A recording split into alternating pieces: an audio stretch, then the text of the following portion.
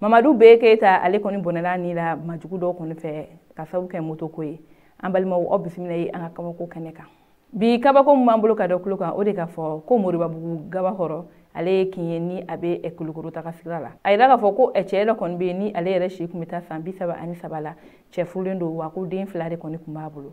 Ko sibiri don min kun ye janvier kalo tile 20 ale ni 8 kɔnɔna ye. Ko cɛ marifatugu dɔ ye marifa kɔni ci a la ni k'ale bɔnna ni la ko ka taa n'a ka moto ye. Ayiwa ko nin ko in yɛrɛ kɔni ma sɔrɔ dɔwɛrɛ o de ka fɔ Mamadu Keita ale ye maa ye min ye banbagatɔ tɔgɔ ye.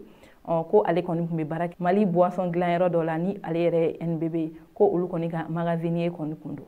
Ayiwa ko nɛgɛ kanɲɛ 20 kɔni kɔnɔna la su fɛ ko olu kɔni to baarakɛyɔrɔ la. A y'a yira k'a fɔ ko kɔngɔni b'a ale la ko ale bɛ bɔ ka taa dumuni ɲini. Ale kɔni bɔra k'a ka moto ta k'a fɔ k'a bɛ taa dumuni ɲini. Ko ale kɔni bɔli ani ka marifa mankan kɔni mɛn ko o ma tɛmɛ miniti damadɔni kɔni kan a baarakɛɲɔgɔnw ka kuma kɔnɔna la. Ko Mamadu kɔni bɔlen k'a fɔ ko a bɛ taa dumuni ɲini k'a bɔra dɔɔni dɔrɔn ko olu kɔni ye marifakisɛ mankan mɛn. O de hukumu na olu kɔni boli ka taa lajɛ ni min kɛra. Olu bolilen ka taa lajɛ olu yɛrɛ kɔni ɲɛ b'a la ko nin ye olu kɔni baarakɛɲɔgɔn ye. Olu wulila ka dɛmɛ kɔni don a ye ko k'a cɛ ka taa kɛnɛyaso kɔni na. Nka ko a ma mɛn ale kɔni fatura. Sabula ko bali kɔni y'a sɔrɔ ko fo siɲɛ 4 kɔni bɔɲɔgɔn kɔ kɔni. Nka maa minnu ye kisɛ kɔni ci a la ko u bolila ni a ka moto ye. Maa kɔni t'a dɔn u taara yɔrɔ min na.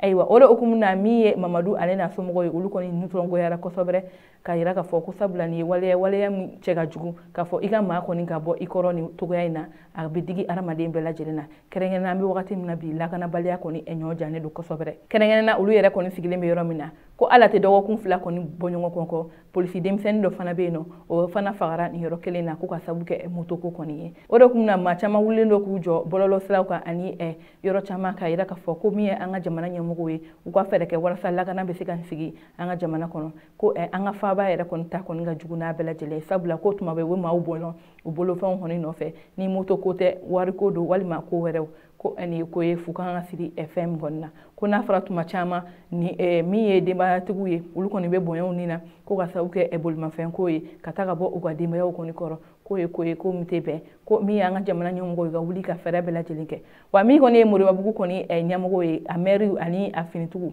olu kɔni y'a yira k'a fɔ ko olu bɛna wuli ko ka sɛgɛsɛgɛli bɛɛ lajɛlen kɛ walasa k'u bolo da ni majugu ninnu kɔni kan. Ayiwa an balimaw ni kɔni kun ye an ka bi kabako ye k'a da kulo kan an bɛ dugawu kɛ ala ka badabada dali nɔgɔya banbagatɔ ninnu bɛɛ lajɛlen kɔni ye aw k'an bɛn an ka baroda wɛrɛ la.